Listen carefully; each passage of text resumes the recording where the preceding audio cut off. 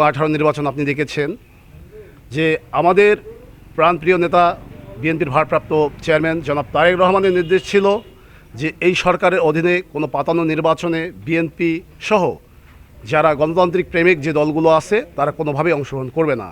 আপনি লক্ষ্য করেছেন এই যে তাদের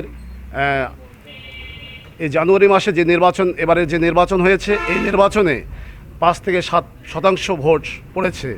জনগণ তাদের এই ভোটকে প্রত্যাখ্যান করেছে। আপনারা দেখেছেন কিছুদিন আগে আমাদের জলঢাকা পৌর নির্বাচন হয়েছে এবং উপজেলা নির্বাচন কয়েকদিন আগে আমাদের হয়েছে। এই নির্বাচনগুলোতে কুকুর বিড়াল ছাড়া কোনো জনগণ ছিল না। এতেই প্রমাণিত হয় তারেক রহমানের যে নির্দেশ, তারেক রহমানের যে সিদ্ধান্ত, তার চূড়ান্ত সিদ্ধান্ত। যে আপনারা বলতে চাচ্ছেন যে আপনারা নির্বাচনের আগে আপনাদের সাথে জনগণ সাথে আছে আপনাদের, কিন্তু এইভাবে আমজনতার মধ্যে একটি রাজনৈতিক দলের আচরণ রেখে আপনারা কি কখনো রাষ্ট্রের বা জনগণের সেবায় আসতে পারবেন কিনা? বিএনপি তিনবার ক্ষমতা এসেছে, বিএনপি কোনোভাবেই আমজনতার মধ্যে পড়ে না। বিএনপি একটা বৃহৎ রাজনৈতিক দল। এই রাজনৈতিক দলের অনেক মুক্তিযোদ্ধারা যারা এই দেশের জন্য যারা জীবন দিয়েছে এবং অনেক মুক্তিযোদ্ধা বিএনপির মধ্যে আছে, তাদের মাধ্যমেই বিএনপি পরিচালিত হয়। আসলে আওয়ামী লীগ বলে তারা হচ্ছে স্বাধীনতার সপক্ষে শক্তি। আমি প্রশ্ন রাখতে চাই তাদের দলে কতজন মুক্তিযোদ্ধা আছে আর বিএনপির কতজন মুক্তিযোদ্ধা নিয়ে পরিচালিত হয়, এটা আপনারা বাবু ভাই, আমি আপনার কাছে আরেকটি প্রশ্ন জানতে চাই যে আপনারা যে ধারায় রাজনীতি করে যাচ্ছেন এবং যে ধারায় আপনাদের আন্দোলন সংগ্রাম চালিয়ে যাচ্ছেন, আওয়ামী লীগ সরকার কিন্তু সবসময় রাখে আমরা 41-এর মিশন। আপনি 41-এর মিশনকে আপনাদের এই ধারায় রাজনীতি করে প্রতিহত করতে পারবেন কিনা? তারা তো জনবিচ্ছিন্ন।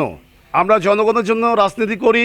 জনগণ বিএনপির সাথে আছে। অবাধ সুষ্ঠু নির্বাচন হলে সারা বাংলাদেশে বিএনপি এককভাবে সংখ্যাগরিষ্ঠতার মাধ্যমে দেশ পরিচালনা করবে।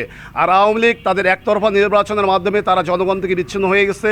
বাংলাদেশে কখনো যদি নির্দলীয় নিরপেক্ষ সরকার অধীনে নির্বাচন হয়, তখন তারা বুঝতে পারবে বাংলাদেশের মাটিতে কখনো তারা মাথাচাড়া দিতে পারবে না এবং তারা নিচ্ছিন্ন হয়ে যাবে। বর্তমান প্রেক্ষাপটে বা বর্তমান সময়ের প্রেক্ষাপটে নির্দলীয় সরকারের অধীনে নির্বাচন হবে, এই আশাটা কি আপনাদের নিরর্থক কিনা?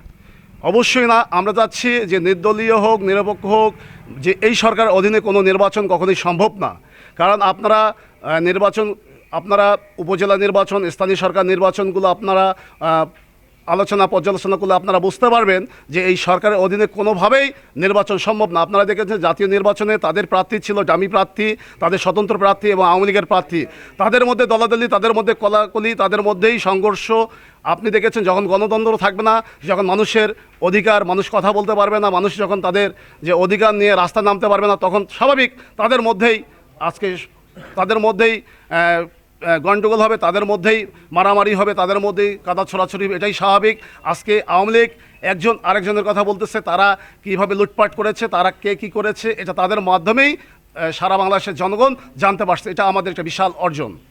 ধন্যবাদ বাবু ভাইকে। আমরা জলঢাকা উপজেলা যুব দলের সিনিয়র নেতাদের সাথে আলাপ করে এটাই বুঝতে পারলাম যে তারা সবসময় একটা দাবি করে যাচ্ছে যে তারা জনগণের সাথে আছে এবং তাদের সাথে জনগণ আছে। তারা নির্বাচন থেকে যতই দূরে থাক, কিন্তু জনগণ তাদের পাশেই থাকবে, কারণ তারা জনগণের ন্যায় এবং ন্যায্য দাবি নিয়ে সবসময় রাজপথে